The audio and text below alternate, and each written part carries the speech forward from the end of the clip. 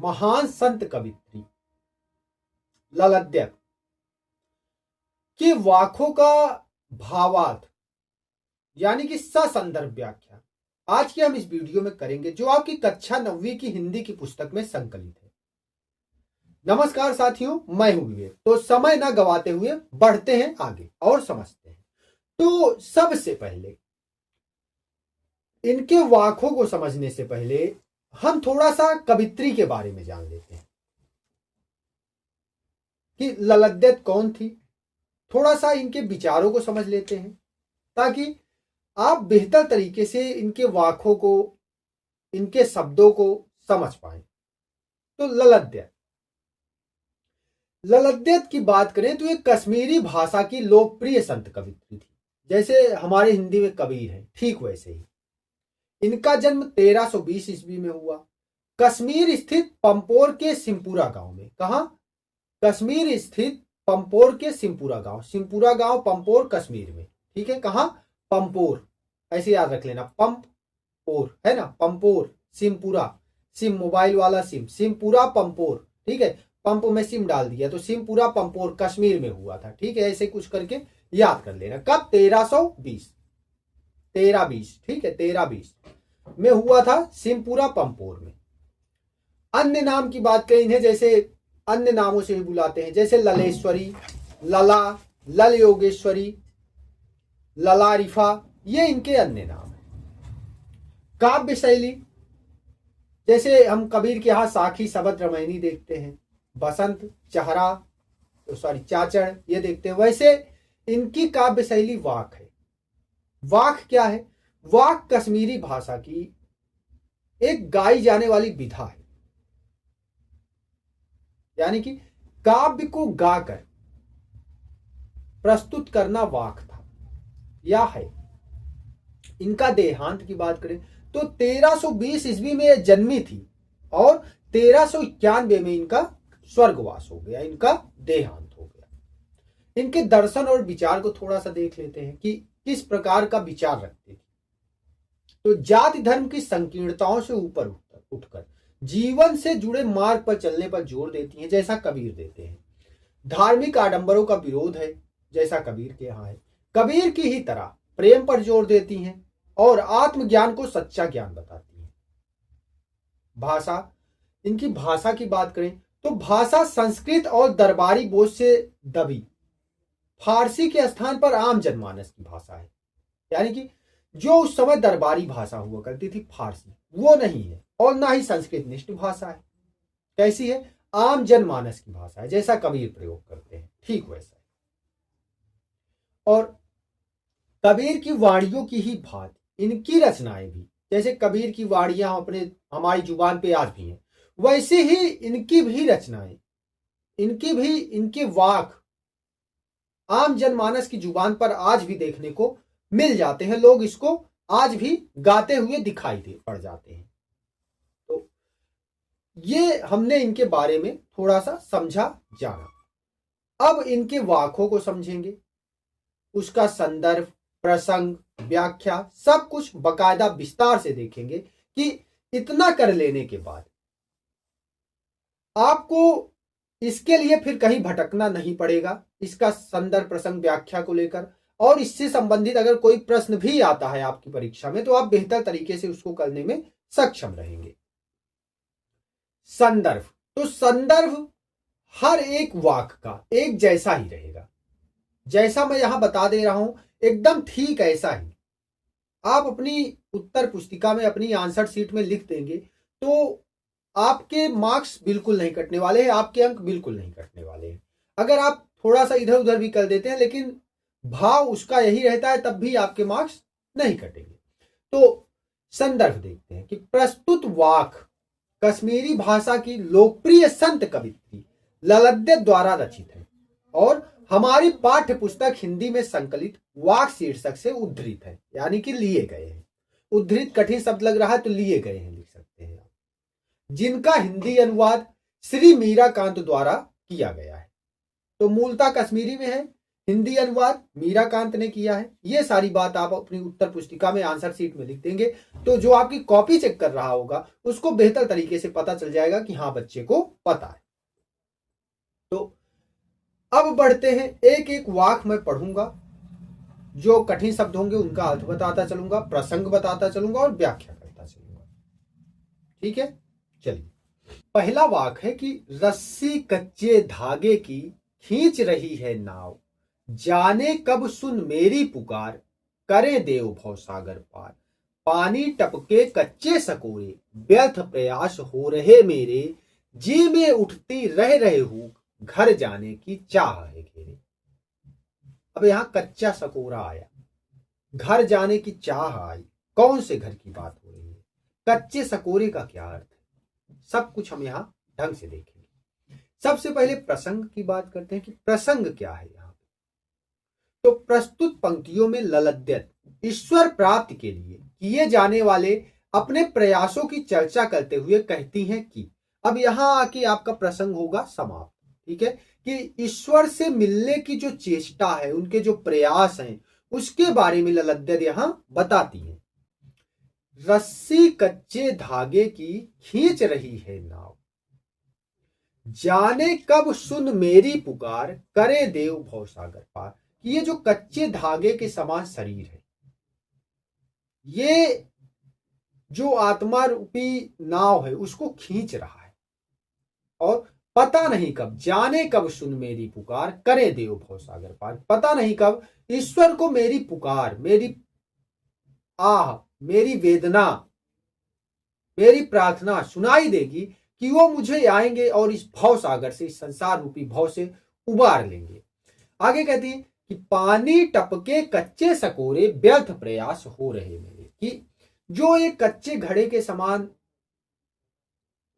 शरीर है, या इससे जो विचार हैं वो टपकते जा रहे हैं, और जितने भी प्रयास हैं, जितने भी मैंने प्रार्थनाएं की, वो सब व्यर्थ होती जा रही हैं। कैसे, क्यों व्यर्थ हो रही है? क्योंकि ईश्वर तो मिल नहीं रहा है। आगे, जी में उठती रह रहे हूँ, घर जाने की चाह है घेरे। कि मन में, जी में रह रहे के हुक, वेदना, दर्द उमड़ रहा है कि घर जाने को मिले। उस कौन से घर? उस परम सत्ता से मिलने का अवसर मिले, उस स्वर्ग जाने का अवसर मिले। कुल मिला के बात यह है कि ईश्वर के घर, ईश्वर से मिलन हो जाए। तो ये रहा पहले वाक्य का भावार्थ। ठीक है, अगर आप सीधा सीधा अर्थ समझे तो रस्सी कच्चे धागे की खींच रही है नाव, इसका क्या अर्थ लगाएंगे? कच्चे धागे की रस्सी से क्या नाव खींची जा रही है? तो यहां भावार्थ समझना होता है, तो चीज हमने समझी। अब दूसरे वाक्य को लेते हैं कि खा खाकर कुछ पाएगा नहीं, ना खाकर बनेगा अहंकारी, सम खा तभी होगा संभावी, खुलेगी साकल बंद द्वार की। यानी कि इसका भावार्थ देखेंगे, लेकिन उससे पहले प्रसंग देखते हैं। प्रस्तुत पंक्तियों में ललद्यत माया जाल से मुक्त रहने और अंतःकरण को संभावी बनाने पर ही जोर देती हैं, और चेतना के विकास पर जोर देते हुए उसकी संभावना व्यक्त करते हुए कहती हैं कि, यानी कि यहां जो, यानी कि जिसे बोलते हैं अतिवाद, यानी कि एकदम हठी हो गया है या फिर एकदम भोग विलास में लिप्त हो गया है, दोनों को बुरा बताते हुए वो कहती हैं, क्या कहती हैं उसको देखिए कि खा खाकर कुछ पाएगा नहीं। यानी कि इस भोग विलास में डूबा हुआ इंसान, मनुष्य, इस सांसारिक सुखों को भोगता हुआ मनुष्य कुछ भी प्राप्त करने वाला नहीं है, उसे कुछ भी मिलने वाला नहीं है। ना खाकर बनेगा अहंकारी, और अगर नहीं खाएगा, इन सुखों का भोग विलास नहीं करेगा, तो अहंकार उत्पन्न हो जाएगा उसके अंदर कि अरे मैंने ऐसा त्याग किया है, मैं इतना बड़ा त्यागी हूं। समझे?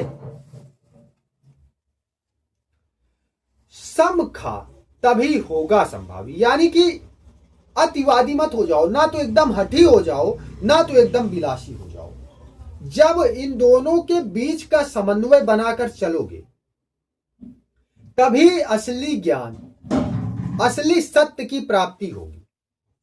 अब तीसरा वाक्य समझते हैं। तीसरे वाक में क्या कहती है कवित्री, पहले वाक को पढ़ते हैं फिर इसको समझेंगे। तो आई सीधी राह से गई न सीधी राह, सुषुम सेतु पर खड़ी थी बीत गया दिन आह, जेब टटोली कौड़ी न पाई, माझी को दूं क्या उतराई। तो ये वाक है, इसका प्रसंग क्या होगा।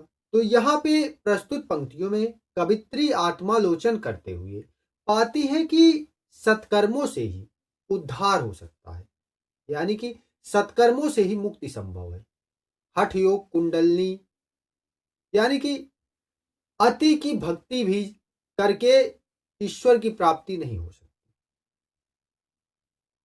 तो आप लिखेंगे कैसे, जैसा आपकी स्क्रीन पे दिख रहा है कि प्रस्तुत पंक्तियों में कवित्री आत्मालोचन करते हुए पाती है कि सत्कर्मों से ही भवसागर से पार हुआ जा सकता है। कवित्री कहती हैं कि, अब क्या कहती हैं उसको आप लिखेंगे व्याख्या में या भावार्थ में। तो आई सीधी राह से गई न सीधी राह, कि यानी कि ईश्वर ने मुझे इस संसार में सीधे रास्ते पर चलने के लिए, यानी कि सत्य के मार्ग पर, ईश्वर के मार्ग पर, सत्कर्म के मार्ग पर चलने के लिए भेजा था। लेकिन मैंने क्या किया, मैंने यहां आकर सुषुम सेतु पर खड़ी थी बीत गया दिन। सुषुम सेतु क्या है, सुषुम्ना नाड़ी होती है, वो जो है हठ योग की, मतलब हठ योग का जो पूरा कार्यक्रम होता है उसमें इसकी महत्वपूर्ण भूमिका होती है। तो वही बताती हैं कि मैं हठ योग में पड़ गई, हठ योग के माध्यम से ईश्वर को पाने की कोशिश की, उस सच्चे मार्ग को, सही मार्ग को, ईश्वर के मार्ग को नहीं चुना जो ईश्वर ने बताकर मुझे भेजा था। तो वही कहती हैं कि आई सीधी राह से गई न सीधी राह, सुषुम सेतु पर खड़ी थी बीत गया दिन। आगे जेब टटोली कौड़ी न पाई, यानी कि अब अंतिम समय आ गया है, बीत गया दिन आ, यानी कि जीवन का अंतिम दौर आ चुका है। तो अब जब विचार करती हूं तो पाती हूं कि अब मेरे पास कुछ नहीं है। जब मैं लौट के उसके पास आई हूं, ईश्वर के पास, तो उस भव सागर पार कराने वाले को मैं क्या दूं, क्योंकि मेरे पास एक कौड़ी भी नहीं। कौड़ी किस चीज की, सत्कर्मों की, पुण्य कर्मों की, अच्छे कर्मों की। मैंने तो ये संसार में किया ही नहीं,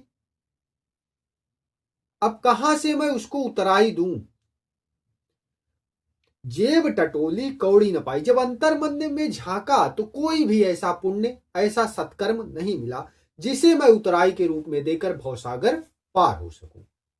तो ये रहा तीसरा वाक। चौथे वाक को देखें तो इसमें क्या बात हुई है कि थल थल में बसता है शिव ही, भेद न कर क्या हिंदू मुसलमान, ज्ञानी है तो स्वयं को जान, वही है साहिब से पहचान।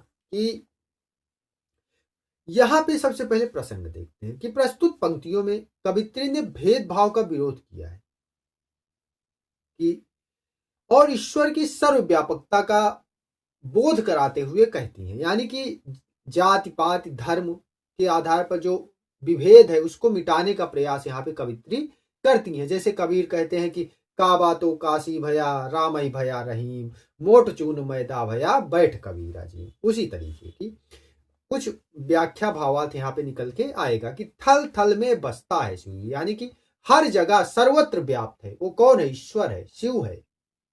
भेद न कर क्या हिंदू मुसलमान, मतलब कोई भी भेद नहीं है उस ईश्वर के यहाँ, कोई भी भेद नहीं है कि कौन हिंदू है कौन मुसलमान है। ये बांटने का काम मानव समाज ने किया है, ईश्वर ने नहीं। तो वही ईश्वर कहता है कि जो ईश्वर है, जो शिव है, वो सर्वत्र व्याप्त है। कवित्री कहती है कि जो शिव है वो सर्वत्र व्याप्त है और उसे हिंदू मुसलमान में कोई भेदभाव नहीं है। और ज्ञानी है तो वही स्वयं को जान। अगर कहती है अगर ज्ञानी है तो तू, अगर इंसान ज्ञानी है तो स्वयं को जान, स्वयं को जानने का प्रयास कर। हिंदू मुसलमान जाति धर्म करने से कुछ नहीं होने वाला। और जब स्वयं को जान जाएगा तुम्हें पता चलेगा कि जो ईश्वर है वो तुम्हारे अंदर ही व्याप्त है और सत्य को जानकर ही तुम साहिब को पहचान पाओगे। वैसे ही जैसे कस्तूरी कुंडली बसे मृग ढूंढे बनमाही, उसी तरीके से कि जो ईश्वर है तुम्हारे अंदर है। अगर सत्य को जान गए तो ईश्वर को जान जाओगे। और ईश्वर कौन है, शिव है, जिसके यहाँ हिंदू मुसलमान का किसी भी जाति धर्म का कोई भेदभाव नहीं है। तो इस प्रकार ये हमने इनके वाक्यों को समझा, आशा करता हूं समझ आया होगा। इसके प्रश्नोत्तर को अगर आप चाहेंगे कमेंट करेंगे तो मैं अलग से अगले वीडियो में करा दूंगा। मिलते हैं, धन्यवाद।